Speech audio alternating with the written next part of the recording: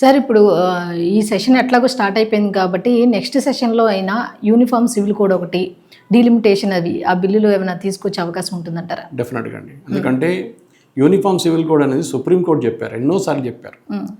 అన్ని రాష్ట్రాలకి ఒకటే సివిల్ కోడ్ ఉండాలి.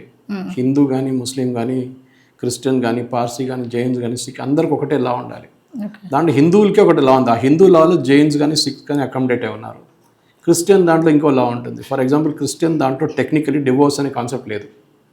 వాళ్ళు చర్చ్లో వెళ్ళి till death do us apart అంటారు. అంటే మేము చనిపోయేదాకా మేము ఇద్దరు కలిసి ఉంటామని చెప్తే దాని తర్వాత డివోర్స్ ఎట్లా చేస్తారు? మళ్ళీ ప్రాపర్టీ గురించి ఉంటుంది. అమ్మాయిలకి ప్రాపర్టీ ఇవ్వడంలో ఈవెన్ ముస్లిమ్స్లో ఉంది అది. అమ్మాయిలకి ప్రాపర్టీ ఇవ్వరు. హిందూస్లో ప్రాబ్లం లేదు చాలా మటుకు. ఫర్ ఎగ్జాంపుల్ నేను కేరళ నుంచి వచ్చాను.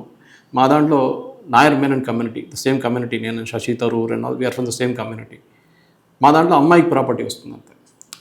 మారింది అనుకోండి ఇప్పుడు కొంచెం. కానీ అమ్మగారి పేరు వారసత్వం అమ్మగారి పేరు సురేష్ కోచాట్లు మా అమ్మగారి ఇంటి పేరు.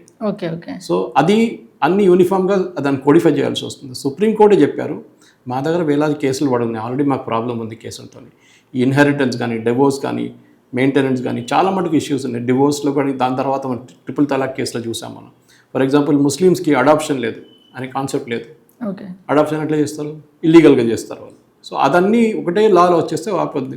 కొన్ని ఆర్గనైజేషన్ మన దగ్గర ఉన్న ఎంఐఎం లాంటి వాళ్ళు ఏమంటారంటే షరియా లా అదే ఫాలో చేస్తూ ఉంటున్నారు. అది కాదు. మీరు ఒక సెక్యులర్ కంట్రీ అన్నప్పుడు షరియా లేదు, ఏం లేదు, అందరికి ఒకటే నియమం ఉండాలి. ఆల్రెడీ ఈ రూల్ పోర్చుగీస్ వాళ్ళు గోవాలో బిఫోర్ ఇండిపెండెన్స్ వాళ్ళ ఇండిపెండెన్స్ తీసుకొచ్చారంటే 1960 కన్నా ముందు తీసుకొచ్చిన రూల్ గోవాలో నడుస్తుంది. ఏం ప్రాబ్లం లేదు కదా అక్కడ.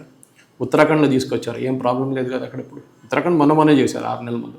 సో స్టేట్ వైజ్ కూడా చేయొచ్చు బీజేపీ. సో బీజేపీ రూల్ స్టేట్స్లో కూడా స్టార్ట్ చేస్తున్నారు యూనిఫామ్ సివిల్ కోడ్. కానీ నేషనల్ లెవెల్ తీసుకొస్తే బాగుంటుంది. ఓకే. దాని తర్వాత next one delimitation of constituency ఒకటి ఉంది. అది కాన్స్టిట్యూషనల్ రిక్వైర్మెంట్.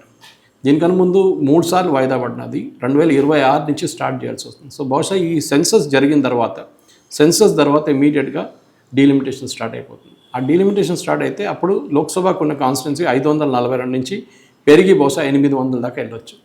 అది ఒక పెద్ద పొలిటికల్ బ్యాటిల్ ఉంటుంది బీజేపీకి. యూసీసీ ఇలాంటింత ఈజీ కాకుండా, ఎందుకంటే ఒక్కొక్క స్టేట్ ఎస్పెషల్లీ తెలంగాణ కానివ్వండి, ఆంధ్ర కానీ, కర్ణాటక ఏమంటారు మా సీట్లు తగ్గిపోతుంది, యూపీకి సీట్లు పెరిగిపోతుంది, బీహార్కి పెరుగుతుందని కాదు. అందరికీ ఒకటే లాగా చూసుకోవడానికి యూనియన్ గవర్నమెంట్ ఆల్రెడీ అష్యూరెన్స్ ఇచ్చారు. అమిత్ షా గారు కూడా చెప్పారు, ఎవరు సీట్లు పోవు, సీట్లు ఉంటే కానీ సీట్లు పెరుగుతుంది అంతే. ఓకే.